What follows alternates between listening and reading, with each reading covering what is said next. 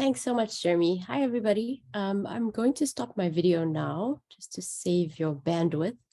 And thank you so much for the opportunity to speak to you all today about this, I think, very exciting topic. So I'm going to be speaking about the eradication of infectious diseases very briefly as an overview and focusing on guinea worm disease. Sorry, I don't know if my slides are advancing on your end. Not yet, no. Oh, there we go. Sorry, there, I can see them now, thanks. Okay, great. All right, so the outline of the talk is going to be differentiating eradication from elimination, firstly, just two very different concepts. And then speaking about the two diseases that have been successfully eradicated. So smallpox, the only human disease to be eradicated, and rinderpest, a disease of animals. I'm going to speak briefly on the characteristics of these diseases and what allowed for successful eradication. And then the focus of the talk will be, as I said, on guinea worm disease and what lies ahead. Okay, so this is quite an interesting article if anyone's interested in having a look. Very broad sort of title, The Perpetual Challenge of Infectious Diseases. And looking at a table from this article, one of the characteristics of infectious diseases that set them apart from other human diseases is the potential for eradication. So what is eradication? So if we look at definitions, eradication really means zero disease globally as a result of deliberate efforts. And once this has been achieved, control measures are no longer needed. Elimination, on the other hand, implies zero disease in a defined geographic area, but again, as a result of deliberate efforts. However, with elimination, control measures are still needed to prevent reestablishment of transmission. There are specific criteria for assessing whether or not a disease can be eradicated. So there are two components to it: scientific feasibility, as well as political will and popular support. So from a scientific point of view, you've got to look at the epidemiological susceptibility. And just an example is that there should be no non-human reservoir. The disease should also be easy to diagnose, and the transmission dynamics of the disease have to be well understood so that control measures can be implemented at appropriate points. There also should be an effective practical intervention available. Usually this is a vaccine. So in the case of smallpox and rinderpest, it was a vaccine, but it doesn't necessarily have to be so. And we'll talk about that with guinea worm disease. There should also be demonstrated feasibility of elimination. So certain countries or areas should have already demonstrated that this disease can actually be eliminated. Okay. In terms of political will and popular support, the burden of disease should be perceived to be high.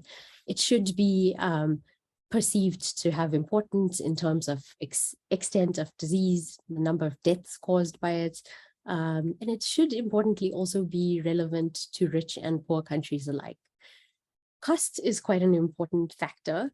So using smallpox as an example, the eradication program for smallpox cost $300 million in total, but the benefit or the savings derived from eradicating it has amounted to about $1 billion per year. So that was definitely a good cost benefit in terms of eradicating smallpox. There should also be synergy of eradication efforts with other interventions and a need for eradication rather than control. So why is it so compelling to the global health community? There's a few reasons, and really it's about altruism. And that means that eradication efforts now will benefit future generations. So the same way that smallpox was eradicated, it's something that our generation has benefited from. Economics, as I've said, using smallpox as an example, spending money now by investing in eradication prevents accumulating costs later on from prevention and treatment of disease. And quite interestingly, it's also exciting, motivating, and challenging for those interested in social justice. So for this reason, it attracts quite a lot of non-public health people, like philanthropists. So for example, the Gates Foundation and Rotary, very involved in the polio eradication campaign, and the Carter Foundation, very involved in the Guinea worm eradication program. So it should be alluring to donors, and this is really because of the worldwide impact that it might have, and that it can also promote international collaboration. Okay, so how to actually eradicate a disease, and importantly, it comes back to, well, it starts with R0 and understanding what that is. So R0, I think everybody is now familiar with this concept, given that we've experienced a pandemic in the last 2.5 years. But just to recap, R0 is the expected number of secondary cases produced by a single infection in a completely susceptible population. It is influenced by the transmissibility of an infection, the average rate of contact between susceptible and infected individuals, and the duration of infectiousness. So what does this really mean? If you want to eradicate the disease, you need to understand what its R0 is, and you need to be able to change the mathematics of transmission. So if an R0 is more than 1, this means that transmission is increasing. And you can see that with these disease examples here on the right, other than MERS. They've all got an R0 of more than 1. If R0 equals 1, transmission is stable. If R0 is less than 1, transmission is decreasing, and elimination becomes possible. If R0 remains less than 1 everywhere and for long enough, eradication becomes possible. Okay, so quickly looking at the 2 successful eradication programs, smallpox was eradicated or declared eradicated in 1979. It was caused by variola virus, highly transmissible. If you recall from the previous slide, the R0 for smallpox was 6. Spread via droplet and airborne transmission, and there were 2 forms of disease, variola major and minor. Variola major was really responsible for the majority of the mortality seen in smallpox, 30 to 50%, and in children up to 80%. The clinical features were fever, this vesicular and pustular eruption that you see on the bottom right of the screen, and complications of disease were quite common, and these were secondary bacterial infections, keratitis, and encephalitis. So the eradication campaign for smallpox has been declared one of the greatest achievements of modern medicine. And it was really achieved through this global vaccination drive. And if you look at this poster over here, there were rewards offered for detecting cases of smallpox and contact tracing and vaccinating all of those people. So it really required a lot of effort on the ground, and was successful. So the last naturally occurring case of smallpox was in Somalia in 1977.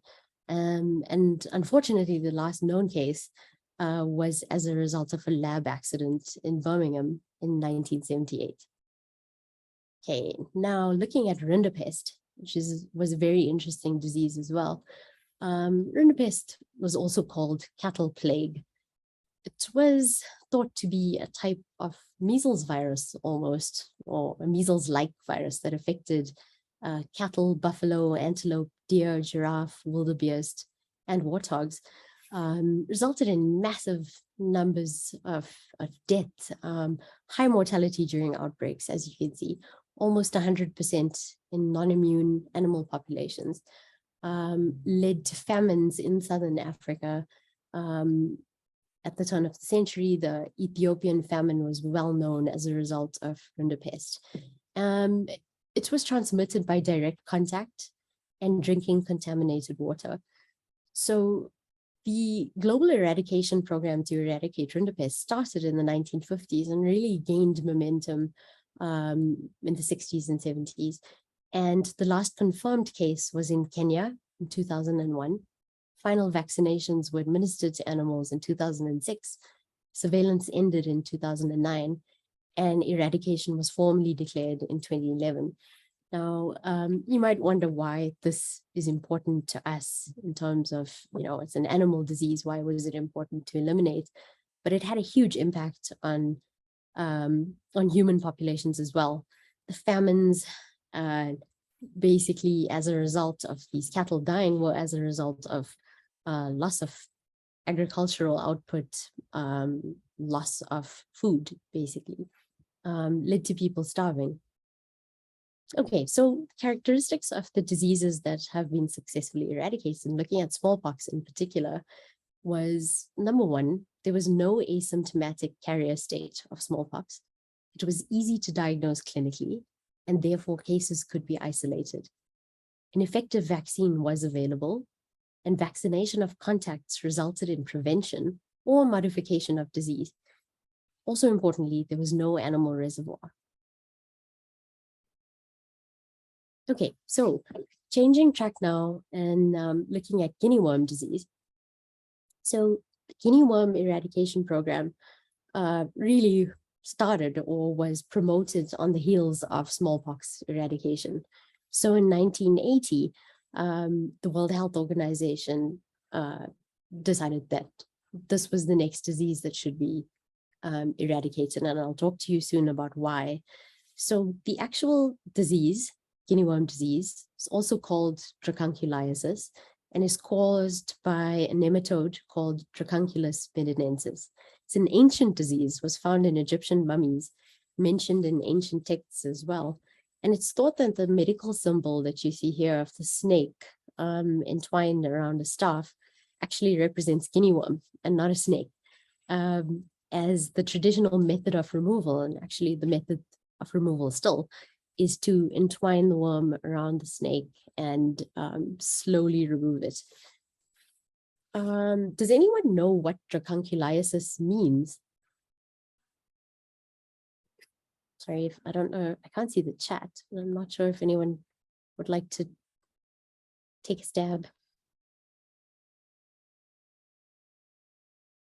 Charlotte's got a hand up.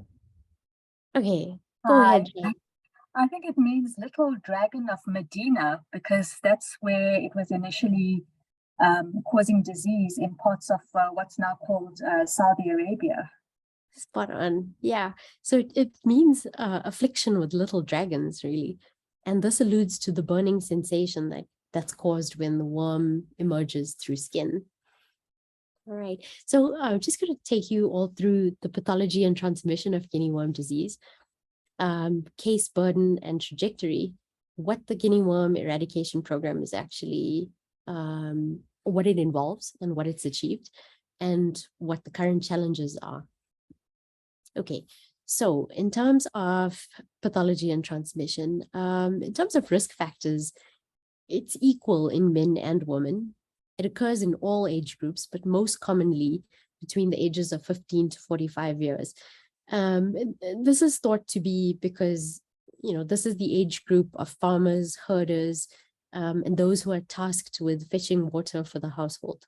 So they may drink stagnant, contaminated water while they're away from home. And that's thought to be why, the disease is most common in that age group. The biggest risk factor is having had guinea worm disease the year before.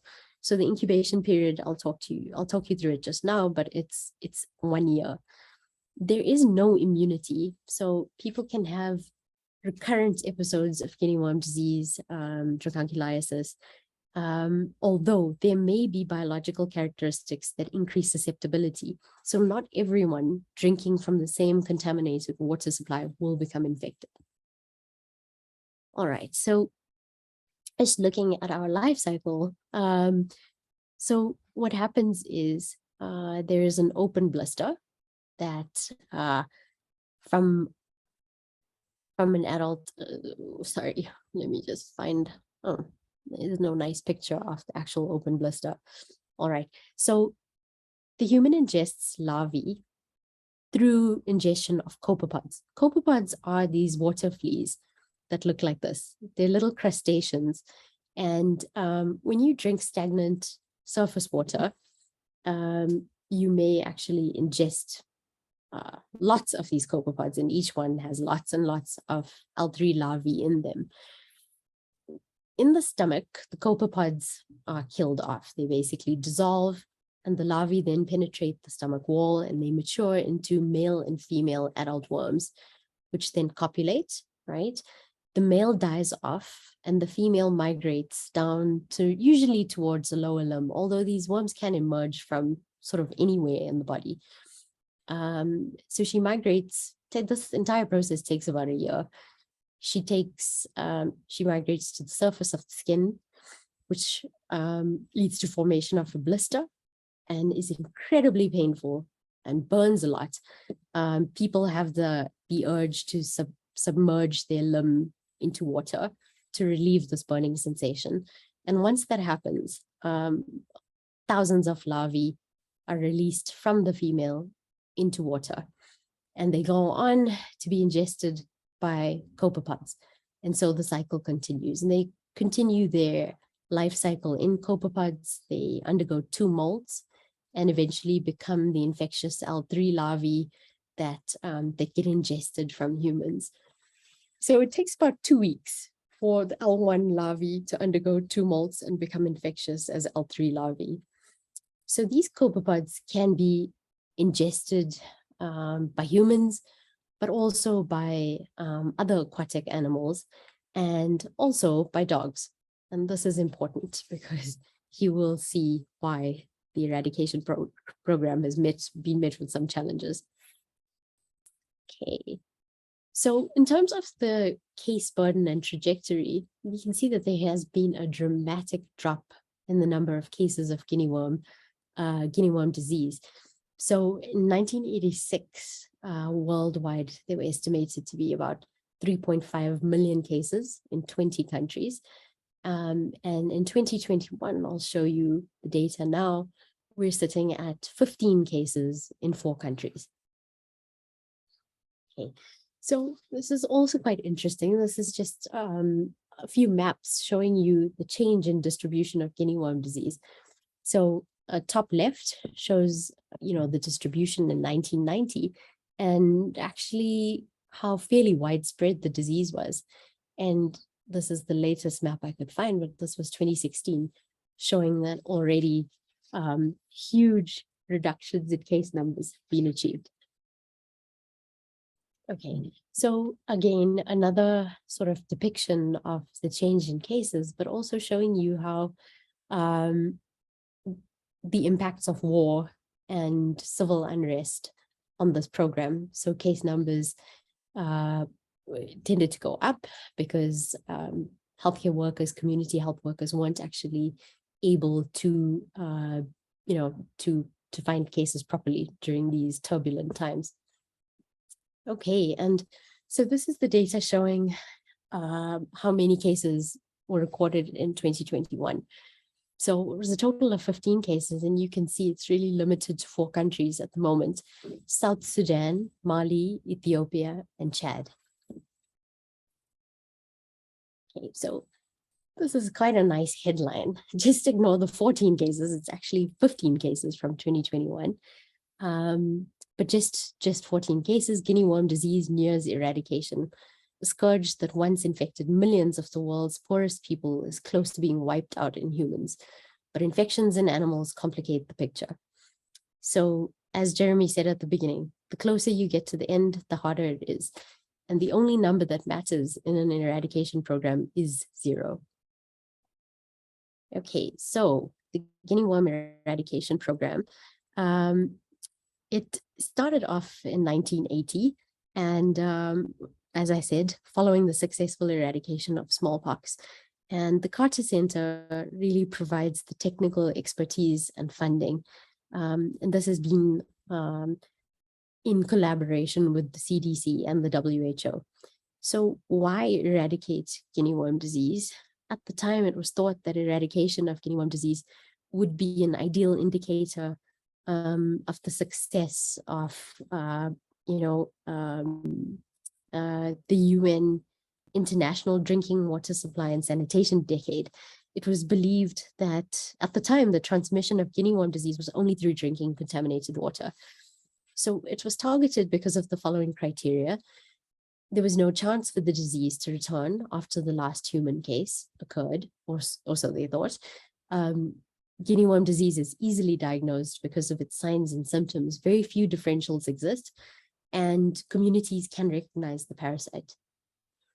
In each affected country, the worms emerge during predictable times of the year. So in dry areas, they emerge during the wet season when pools and puddles appear, and in the dry season, in wet areas where water bodies start to dry up and there are pools of stagnant water left behind. So guinea worm disease was also previously eliminated from the former Soviet Union and Iran. So it was shown that it could be eliminated in certain geographical areas. It was also shown, well, the World Bank assessment showed that the benefits of eradication outweighed the costs. So there would be a huge morbidity reduction. In addition, there would be development and training of healthcare workers in endemic areas and improvements in water supply. So you might think that this is a disease that doesn't cause much mortality. So what are the actual benefits? But it's important to remember that people are actually debilitated by this disease. While the worm's emerging, it's incredibly painful. They become immobile for up to 8 weeks at a time, depending on how long it takes for the worm to emerge. And there are quite a few complications as well of the disease. So what does eradication of guinea worm disease actually mean? Well, if no new cases occur in a country that has been endemic for 12 consecutive months, transmission is considered interrupted. And these countries can apply for guinea worm disease-free status. And eradication certificates are then issued when there's an absence of guinea worm disease for more than or equal to 3 years. And this requires active surveillance to be in place. So any rumored cases or rumor log of cases, they have to be documented for 3 years as well. And this should include all of the cases, where they came from, and what the final diagnosis of each suspected case was. And any imported cases from endemic countries have to be traced to their origins and fully contained. So a good example of a country that actually has a lot of imported cases, or not a lot, but has imported cases, is Cameroon. And this is as a result of Chad being its neighbor. Okay, so the guinea worm eradication program is based on a few principles. Number one, there's no recognized treatment or vaccine for the parasite. One patient may have up to 30 worms. So remember, it's a point source contamination of water. So depending on the number of copepods a person ingests and the number of larvae that develop into adult worms, one patient may have multiple worms, and cases tend to cluster around these contaminated water sources. Once the worm emerges, it needs to be extracted slowly to prevent breakage and secondary bacterial infection. So the guinea worm eradication campaigns have focused on preventing transmission. Okay, and really the principles are that there should be active surveillance in endemic areas. If no one goes into the water with a worm, then there should be no cases of guinea worm disease as a result of that. And if everyone filters their drinking water, again, there should be no further cases of guinea worm disease. So the first priority is early detection and community awareness. So this means that there's a suspected case definition, and there should be early detection and improved sensitivity based on this. And the case definition is really a blister, swelling, wound, or itching in a patient or in a person in an endemic area. And this is very non-specific, but has proved to be very sensitive. Also improving local knowledge and self-surveillance. So community members are really empowered and encouraged to report cases. These case containment centers have been developed, and therefore suspected and confirmed cases. And they provide knowledge. They're community healthcare workers who manage patients who have guinea worm disease, and they also provide incentives like cash rewards for coming through to be treated if you do have disease. Okay, the second priority has been prophylaxis through filtration and using safe water sources. So the Carter Foundation's been responsible for filter distribution and use, and these are some of this is how the filter is used. So there's a fine mesh at the end of this pipe filter that will prevent ingestion of copepods. It may not prevent other diarrheal diseases, but it has been shown to really bring down numbers of cases of guinea worm disease. Ensuring a safe water supply is also really important, although there have been challenges with sustaining piped water to these areas. Many of them are in arid countries where the rock has been incredibly hard to drill through and create wells and piping systems. And there are also lots of migratory pastoral groups that migrate with their cattle from place to place. So, developing infrastructure is not always proven to be the best way to bring down transmission rates. There's also vector control, so killing these copepods with chemicals. Okay, so it's just a summary just to show where the different points of intervention have been for guinea worm disease. So as we've said, there's health education, personal prophylaxis, using a filter or boiling water before drinking it, treatment, so removing the worm, wound cleansing, occlusive bandages, controlled immersion. So this means, people have this need to relieve the burning sensation by immersing their limb in water. So what some of these case containment centers do is actually allow the person to put their foot into a bucket of water instead of an open water source. So that helps with burning sensation. It also has been proposed to actually help with removal of the worm, because once the larvae are out of the adult female, it's sometimes easier to extract the worm as well. Okay, health education, preventing entry of the host into contaminated water, and then chemical treatment of water to kill the copepods.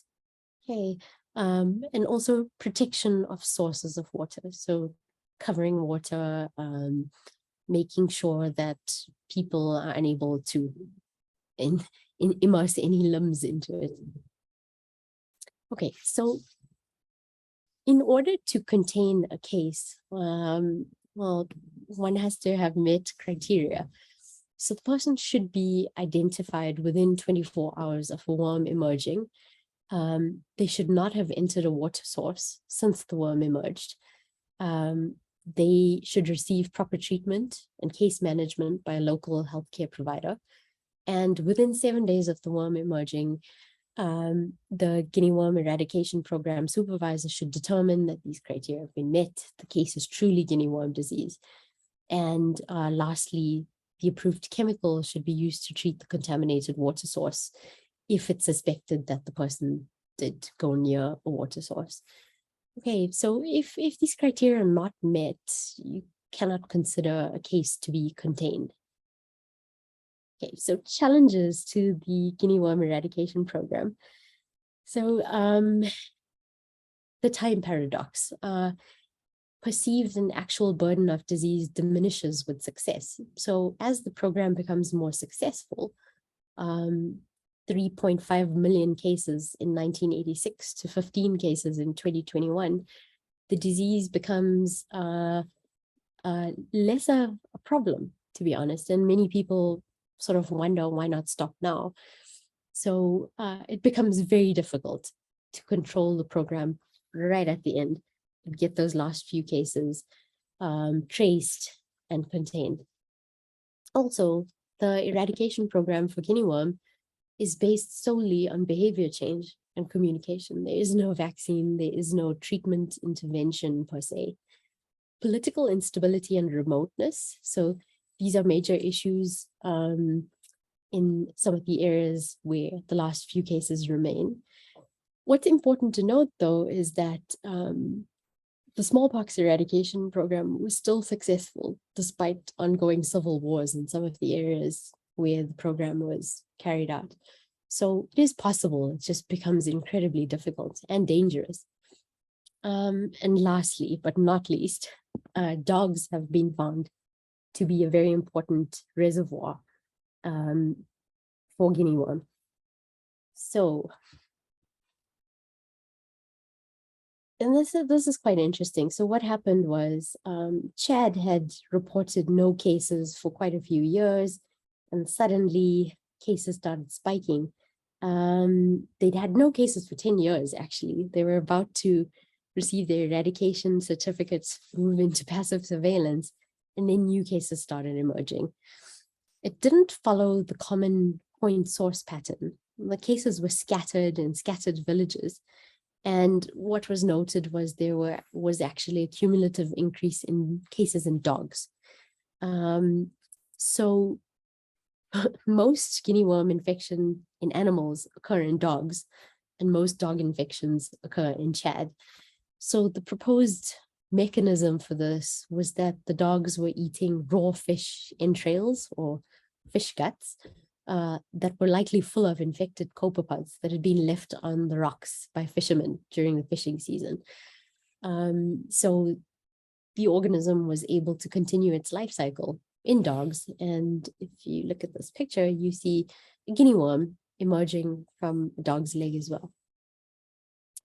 Okay, so these guinea worms possibly reinfected the water and reinfected dogs and humans.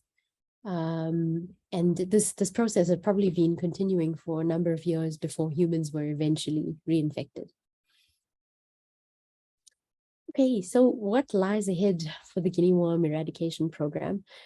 And how did the detection of an animal reservoir adapt it? So interestingly, they developed new education and cooking habits. It became a priority to educate people about, burying or burning fish entrails after fish had been cleaned instead of sort of leaving it out for animals to eat. There were also new incentives. So if you have a dog with guinea worm disease, bring them in, and they also go to case containment centers. So tethering and treatment of dogs. So dogs are treated the same way that humans are. The worm is carefully extracted. They're prevented from going near any open water sources as well. And there have also been efforts in Chad to treat sections of the river that is thought to be highly infectious with these infectious copepods. So it has made a huge difference, changing the program, adapting it to deal with these animal reservoirs. In 2021, Chad reported guinea worm infections in 790 dogs. And this has come down, it was in the thousands. Cats as well, so 65 cats. Ethiopia, Mali also have reported infections in dogs. So the campaign is now sort of targeting these animal reservoirs and making sure that water sources sort of remain as clear as possible. There's still a huge political will in the guinea worm eradication program. A lot of focus, a lot of funding, determination. Jimmy Carter is apparently determined to outlive guinea worm. So we're going to see if that happens. And yeah, interestingly, unlike smallpox and polio, that have to address the risk of waning immunity levels, should the virus be eradicated and then reintroduced, because routine immunizations will cease. That may not be an issue, or that will not be an issue with guinea worm disease. And that is it from me. Great. Thanks very much, Denasha. Fascinating and in some ways frustrating, program. Which is, as you said, kind of plateaued in the last few years, but very close. And as you rightly say, if you just break transmission for a year, in theory, that's enough. Even if it's not in practice, you need to watch for another few years. But it's getting close. I mean, is there any evidence that the species adapted to dogs, or was it just fortuitous, in a way, for the species? Because it didn't, before about 10 years ago, it didn't seem to be a thing, right? The dogs were infected. Yeah, that's an interesting question, Jerry. Actually, I'm not sure. I think it had always been known, but I think it had Sure. not been, they weren't considered a definitive host. I think they were Yeah. considered more like paratenic hosts until, until human infections went down. And I Yeah. think the organism, I don't know, the organism may have evolved to actually develop further in dogs. Sure. I think we need a parasitologist to weigh in on this. We've got Charlotte on the line. I don't know, Charlotte, if you had anything you wanted to add. I'm putting you on the spot, but from the NICD. Hi everyone. So I don't have an answer for whether the parasite has, adapted to dog hosts. That's a very interesting question. John's on leave. I'm sure he would have an answer, but if he gives me one, I'll bring it back to the forum.